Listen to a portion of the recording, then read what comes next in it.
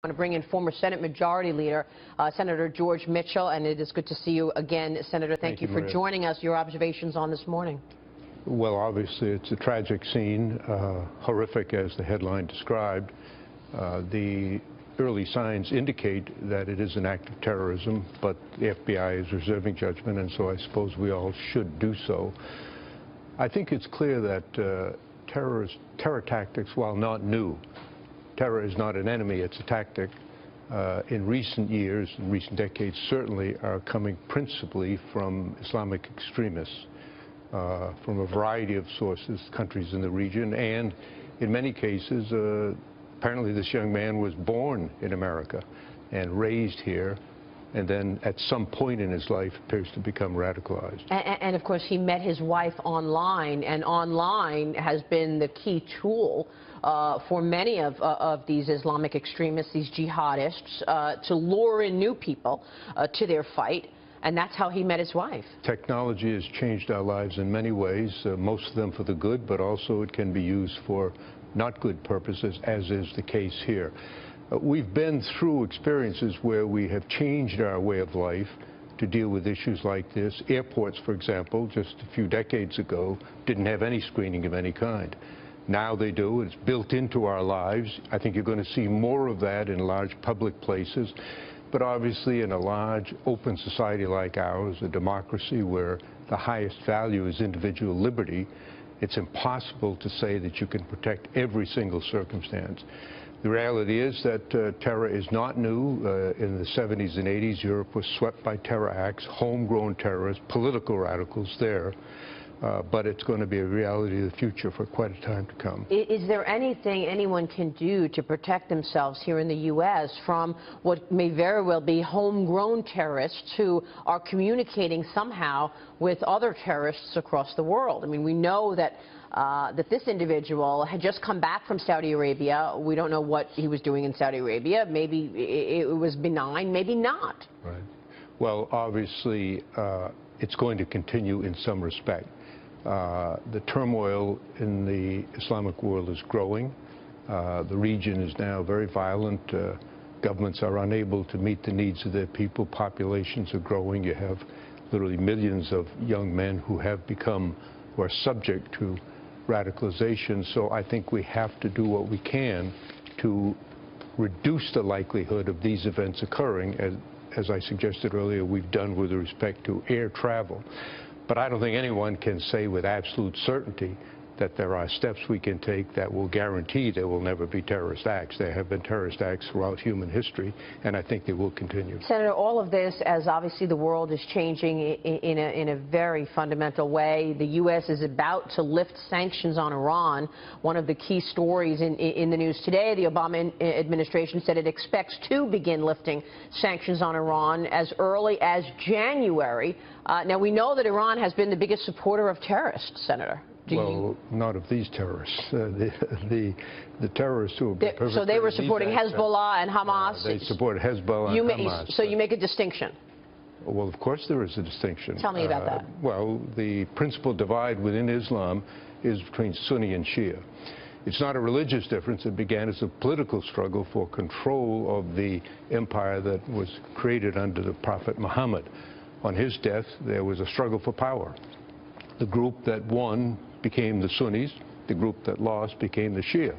And so for 1,400 years, they have been fighting each other, and that continues today in a period of intensification. There have been periods of remission in the past. That's the principal divide. There are, however, many other intersecting, overlapping, and sometimes contradictory conflicts within Sunni Islam itself, within Shia Islam itself. So you have to be careful to understand that they're not all on one side together. In fact, they're fighting one another. The overwhelming majority of people in the world killed by terrorist actions are Muslims, killed by other Muslims. The number of deaths far exceed those occurring in the West. And this is going to continue for a long time to come. We have to do the best we can to obviously protect our people, defend and advance our interests.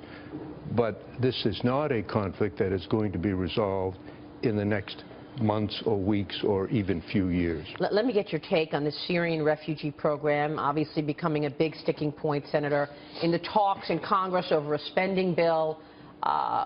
Post the Paris attacks, there is some speculation that, in fact, the terrorists, and I'm talking now ISIS, have infiltrated the refugee flow. What's your take? Well, I'm not aware of any evidence of that. Well, there was the Syrian passport that was found in Paris. Yeah, right. That's into Europe.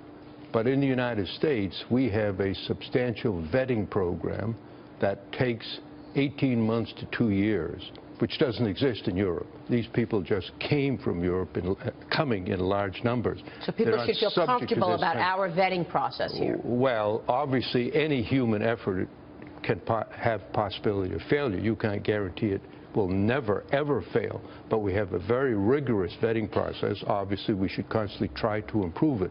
But it is, I think, a mistake to conflate the two.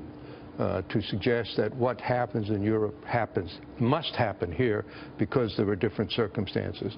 And there's very little evidence that refugees who are legally processed, who are primarily, almost overwhelmingly, elderly and women and children, pose the degree of threat that comes from homegrown radicals, as this young man appears to be, or the real problem in this country is the visa-waiver program. We get 20 million people a year come from 38 countries. Right. Just come into this country, and the French and Belgians can come in at any time.